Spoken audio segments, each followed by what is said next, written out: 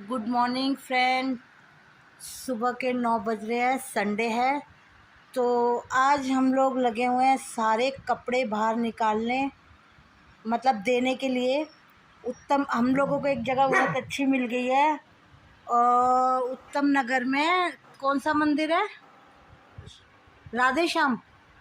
राधे श्याम मंदिर है, वहाँ पे हम ये सारे कपड़े देंगे। ये तो अभी थोड़े से ट्रेलर है, अभी तो और निकलने हैं कपड़े, अभी तो पूरा दिन लगेगा। सब थोड़ी थोड़ी देर ही पहने हुए वाले कपड़े हैं, बोर हो जाते हैं। खासकर लड़कियां तो हमारी बहुत जल्दी बोर होती हैं कपड़ों से। वो हमारी ऐश्वर्या राय आ गई है अप्पम बना के अपने पापा के लिए, और अपने पापा को अप्पम खिलाएंगी। और तो उस मंदिर की बस ये शर्त है, फटे पुराने कपड़े ना हो और गंदे संदे कपड़े ना हो। तो ये तो सही बात है बिल्कुल। जब उन लोगों को देने हैं कपड़े किसी को, तो साफ़ सुथरे ही कपड़े होने चाहिए। वैसे भी हम लोग कभी भी फटे पुराने कपड़े तो देते ही नहीं है, कूड़े में फेंक देते हैं, पर किसी को भी नहीं देते फटे पुराने कपड़े। हम लोग अच्छे अच्छे कपड़े ही देते हैं सारे, और नए नए से ही होते हैं, क्योंकि इतने कौन इतना कपड़े पहनता है, इतनी जल्दी जल्दी कपड़े फटते ही कहाँ हैं। तो अब जा रहे हैं हमारे कपड़े तय होने। अभी तो मेरा सेक्शन चल रहा है, वो रिजेक्ट हुए जा रहे हैं मेरे कपड़े, और फिर लड़कियों का चलेगा। फिर सन्नी आएगा तो सन्नी अपने कपड़े खुद देगा, कौन से रिजेक्ट है कौन से नहीं। तो चलिए बाद में मिलते हैं। A few moments later.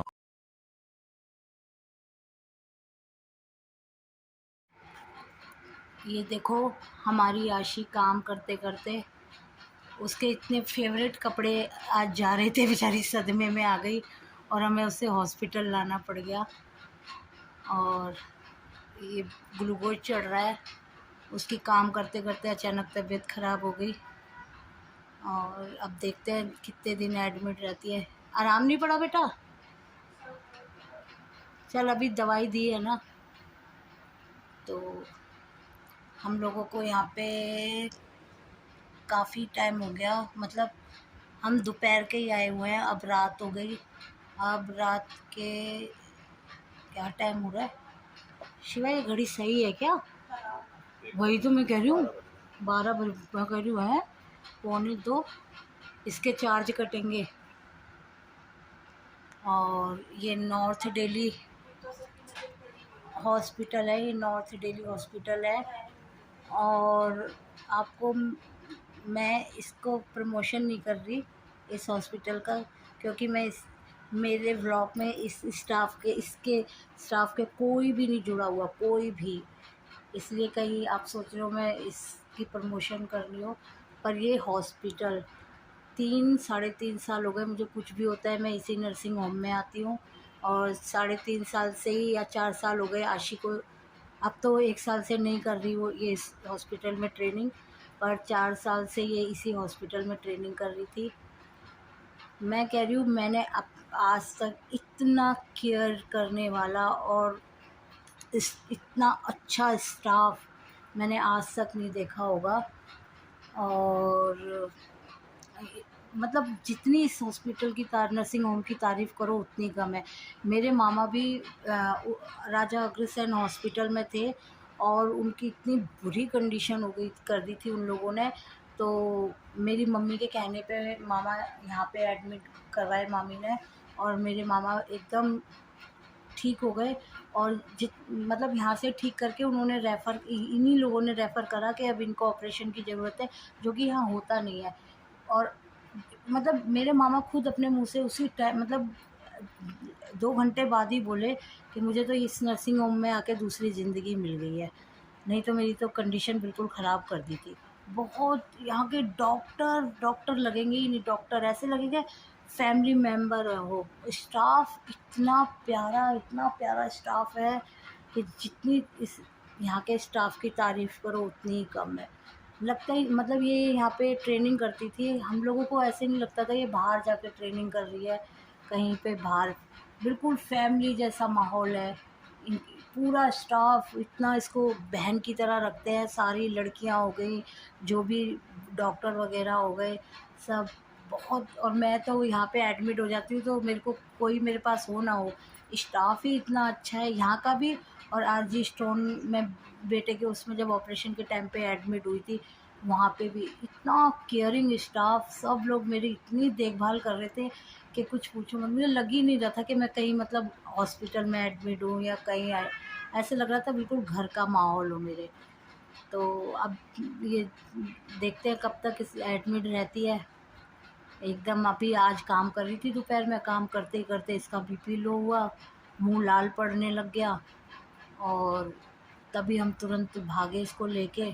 उस टाइम तो हम लोगों को कुछ समझ ही नहीं आ रहा था। फिर अब थोड़ा सा टाइम मिला है तो मैंने सोचा थोड़ा सा व्लॉग ही बना लो। और चलिए, आपको कल मिलते हैं, कल बताते हैं आगे कि कल ये डिस्चार्ज होती है कि नहीं होती। अभी तो मतलब ही नहीं है, तो 12 बज गए, डॉक्टर वगैरह भी सारे चले गए हैं। अभी तो ये यहीं पे रहेगी, फिर देखते हैं डिस्चार्ज कब होती है, ये कब नहीं होती।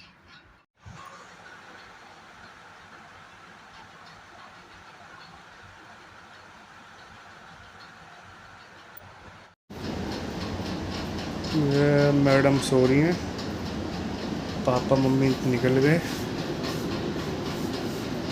अब मैं भी सुबह निकल जाऊंगा, पापा आएंगे सुबह इसके पास। कल शायद डिस्चार्ज हो जाएगी ये।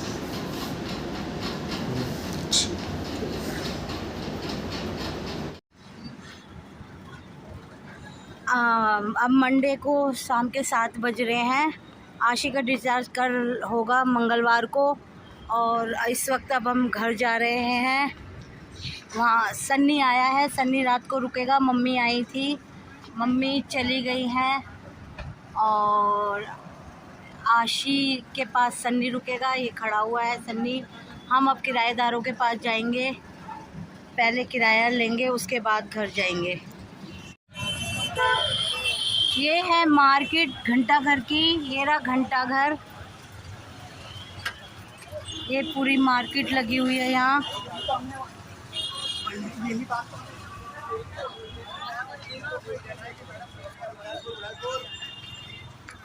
ये अब रास्ता जा रहा है हमारी फ्लैट की तरफ।